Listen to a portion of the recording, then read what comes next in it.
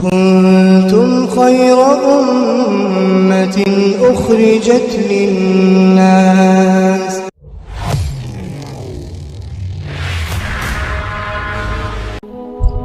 آپ سمجھتے ہیں کہ صرف جھوٹ بولنا گناہ ہے، صرف بد نظری گناہ ہے، صرف زنا اور چوری گناہ ہے، اور آپ یہ نہیں جانتے کہ قرآن کو نہ سمجھنے کی کوشش کرنا یا سمجھنے کی کوشش نہ کرنا یہ ان سارے گناہوں سے بڑا گناہ ہے۔ آپ انجینئر ہیں، بڑے خوش ہیں کہ میں انجینئر ہوں، آپ ڈاکٹر بن گئے، بڑے خوش ہیں کہ میں ڈاکٹر ہوں، آپ تاجر بن گئے اور آپ خوش ہیں کہ میں تاجر ہوں،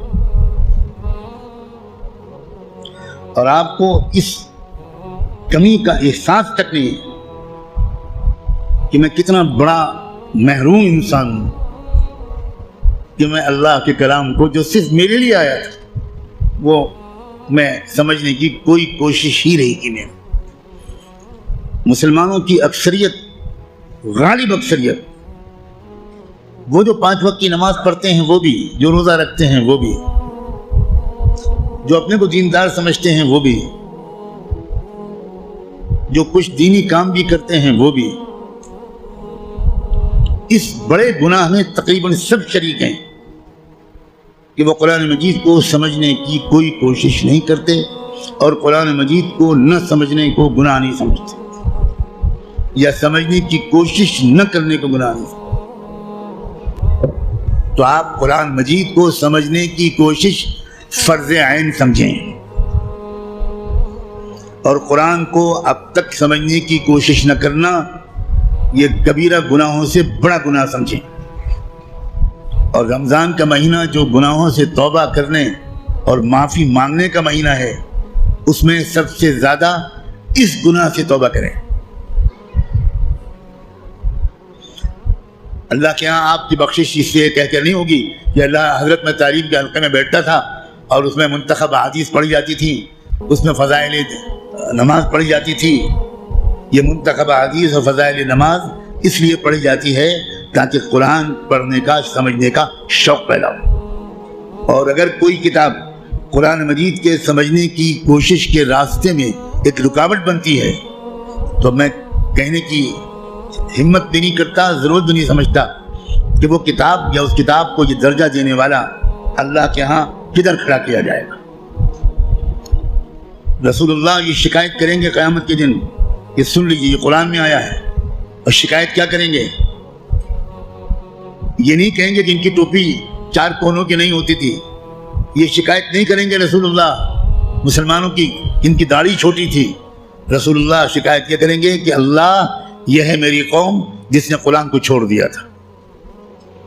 آپ جس کی شفاعت کی دعائیں کر رہے ہیں وہی آپ کے خلاف اللہ کی عدالت میں مقدمہ دائر کرے گا۔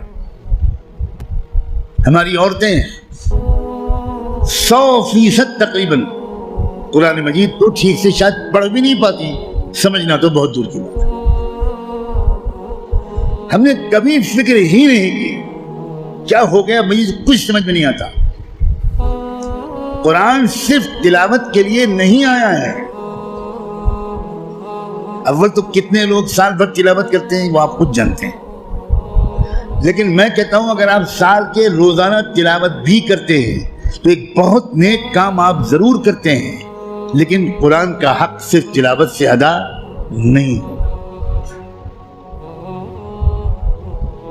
آپ کے دوست کا خط آپ کے پاس آئے، آپ کی ماں اپنا خط لکھے، آپ دور کہیں رہتے اور ماں آپ کو خط بھیجے، آپ خالی اس خط کو روزانہ پڑھ لیا کریں گے بس؟ اور دوست یا ماں اگر آپ سے کوئی مطالبہ کرتی ہے تو آپ اس پر عمل نہیں کریں گے؟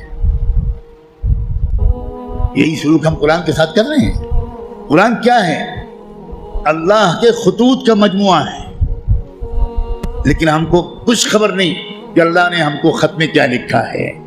آپ کا دوست آپ کو خط لکھے اور آپ اس کو سمجھ نہ پائیں، آپ چین سے سوئیں گے؟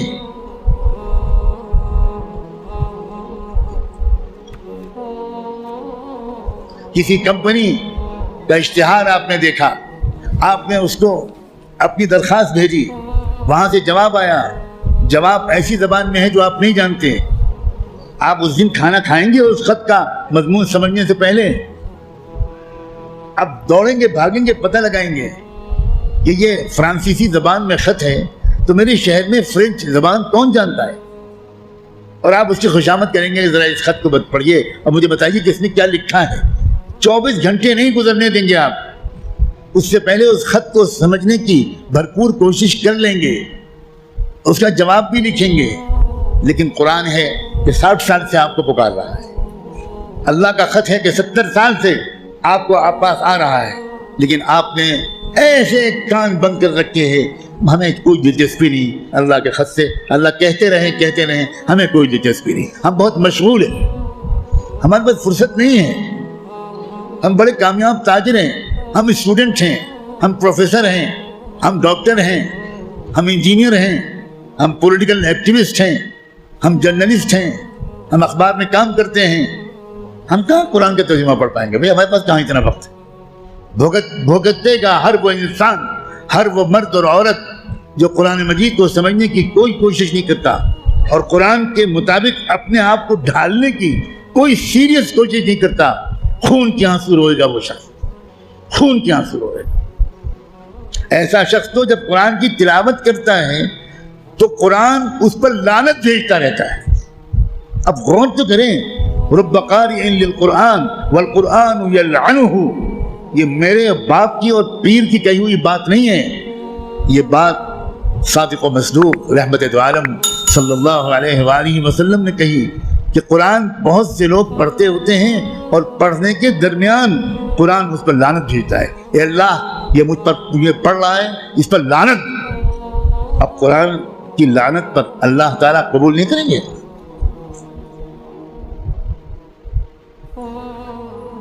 جو توہین قرآن کی ہم نے کی ہے، جو بے عزتی قرآن کی ہم نے کی ہے، اس کے حساب سے ابھی مسلمانوں کی اتنی پٹائی نہیں ہوئی جتنی ہونی چاہیے. آپ اتنی پٹائی پر پریشان ہیں؟ ابھی تو شروع ہوئی ہے پٹائی، پھر دیکھیے گا آئندہ کیا ہوگا.